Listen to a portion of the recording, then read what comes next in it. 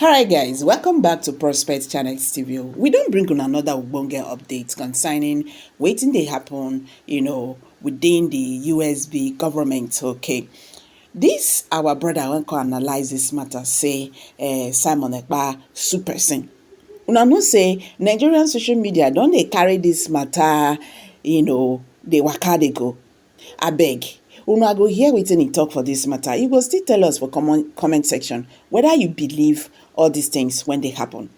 Some people dey talk say all these ones na distraction o. But make I not just talk too much. I go drop the video, make you hear and see by yourself. I'll be right back.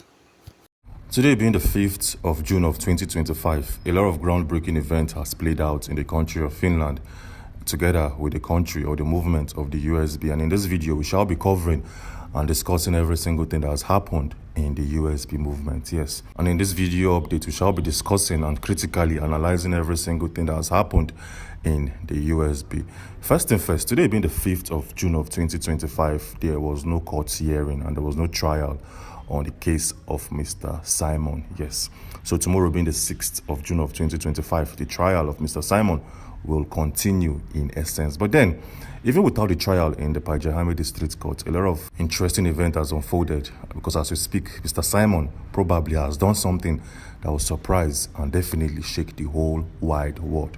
So the question here is, what has Mr. Simon pulled off from Kilamakoski Correctional Center? Well, just in case you don't know, on the 3rd of June of 2025, we received a publication coming from the Daily Post that made a very, very interesting and at the same time, a rather very, very surprising update. So the question here is, what is this update coming from the Daily Post? Well, take a look at this publication showing right now on your screen where it states, Simon sues Ngozi Orabueze in Washington over the IPOB members database. And just in case you don't understand what is currently going on here, Simon, who happens to be the Prime Minister of the USB movement, has sued his deputy prime minister in the person of Ngozi Orabueze. So the question here is, why did Simon sue a member of his cabinet? Well, for a better understanding and for an illustrative clarity, take a look at this publication coming from the People's Gazette, also known as PG.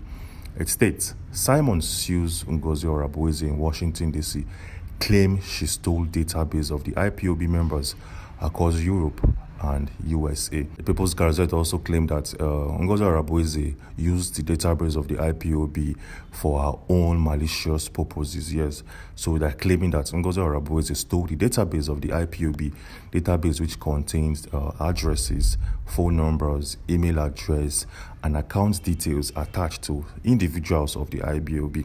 They claim that she's using this database and this user data for her own malicious purposes. So now, what's the nature of the lawsuit?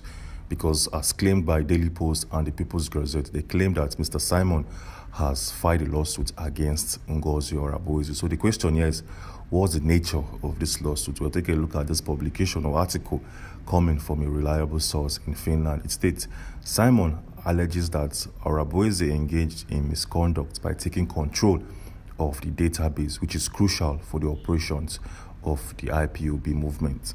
He is seeking financial penalties and coverage for attorney's fees and other costs incurred during the legal proceedings. Context: this legal action highlights ongoing tensions within the IPOB leadership, particularly regarding the management and direction of the movement. On the other hand, Ngozi Orabueze, a couple of days back, came out to make a very, very interesting statement. She posted a statement or an article on our official Twitter or X page to give more clarity and to give more light about this ongoing case between herself and Mr. Simon. Take a look at this publication coming from the DPM, Ngozi Orabueze, where she stated that the Nigerian government and their agents in the BRGI are restless, using the name of our Prime Minister to promote their evil agenda.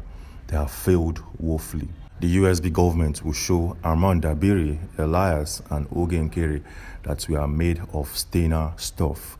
This exposes those fighting the actualization of the sovereign state of the USB and our Prime Minister in the person of Simon. Dear USB citizens, be not moved. The battle is won. She also went a step further to highlight or to pinpoint the publication or news coming from the Daily Post, Nigeria. Yes, when you look at this publication critically, you'll notice that Ngozi Araboize made mention of some names. She called out Armand Dabiri, she called out Elias and Oge Nkiri.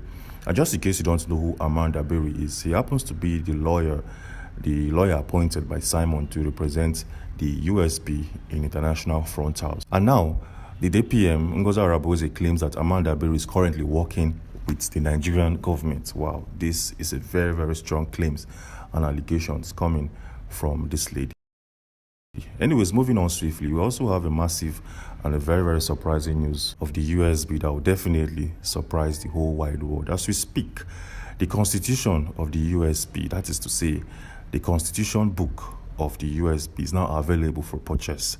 And this book is now available on Amazon, a US-owned e-commerce website. Yes, just in case you don't believe me, showing right now on your screen, it's a screenshot coming from Amazon.com, where we can clearly see that the constitution of the USB is now available for purchase, and this is a great feat. It simply shows that the USA are gradually, step by step, accepting and implementing materials and institutions of the USB movement.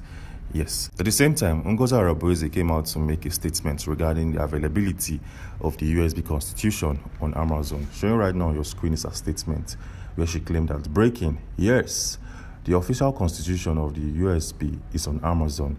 The world has recognized the constitution of the USB as a sovereign state headed by Prime Minister Simon and the leader Kanu. Click on the link and obtain your copies and study it as the USB citizen starts going home to build one of the best countries in the world based on the contents of this constitution. This is a massive one, and this is a breaking news coming out from the movement. And that is not even all. The moment Amazon recognized the USB constitution and adopted it into their website, something interesting was playing on or happened behind the scenes. Take a look and pay attention to this video showing right now on your screen. From the very first glance, you would think this is just a construction project that has been completed and needed some form of inauguration. But no, this particular video and building showing right now on your screen happens to be the official embassy of the USB movement. Yes, this is a newly inaugurated embassy for the USB, which was approved by the US government. Well, just in case you don't believe me, take a look at this tweet coming from the official government page, where it states, official grand opening and cutting of ribbon of the USB Embassy, Washington, D.C. by the Deputy Prime Minister Ngozi Araboize, her Chief Foreign Advisor, Honorable Ada Eze, and other Biafran officials and delegates. So as you can see, as of the 1st of June of 2025, the USB now have an official and inaugurated embassy domiciled in Washington, D.C. And interestingly, this embassy is located a couple of minutes drive away from the White House. This is a massive one, and this is a fundamental feat that has been achieved by the officers and officials of the USB movement. Well, let's take a look at our last news for this video briefing. We all know that the court did not sit today being the 5th of June of 2025. There was no court hearing for Simon's case. But then, something interesting has happened, even though there was no court trial or hearing. Some group of lawyers came out to make a full clarity regarding Simon's trial in the Paijahami District Court. Yes, just in case you don't know, if by peradventure Simon is found guilty of the charges leveled on him, he is going to serve at least 6 years imprisonment. Yes, just in case you don't understand, 6 years is the time frame or the sentencing that will be leveled on Simon if he is found guilty. But then some group of lawyers came out to give full clarity yesterday, and they were like, see, even though Simon is pleading guilty, yes, even though he's pleading guilty to all of the charges leveled on him, if he's found guilty by peradventure, he's going to serve 6 years and 6 years only. Well, for better clarity, take a look at this publication showing right now on your screen. It states, in Finland, if a suspect pleads not guilty in court, but is ultimately found guilty, the sentencing process follows specific guidelines. Here's what typically happens. 1. Sentencing guidelines. The court will determine the sentence based on the severity of the crime, regardless of the plea. Finnish law does not automatically increase the sentence for a defendant who pleads not guilty. Hope this is actually clear and straight to the point. So he's saying in essence that Simon will serve only 6 years if he's found guilty or if he's sentenced by the courts of law and nothing more. And interestingly, tomorrow being the 6th of June of 2025, some officers from the NBI has prepared a series of documents, about 4 piles of documents that will be unleashed or used against Simon in the court of law. Tomorrow's court hearing is going to be one of the biggest and one of the most strangest that we ever see or heard. Alright guys, thank you very much for staying to the end of this video. Do you really believe this guy? I will make we hear from you. Drop your comment below the comment section and don't forget to give us a thumbs up, share this video, make it go viral so that Nigerians will understand what they happen. Thank you. See you in my next video. Bye for now.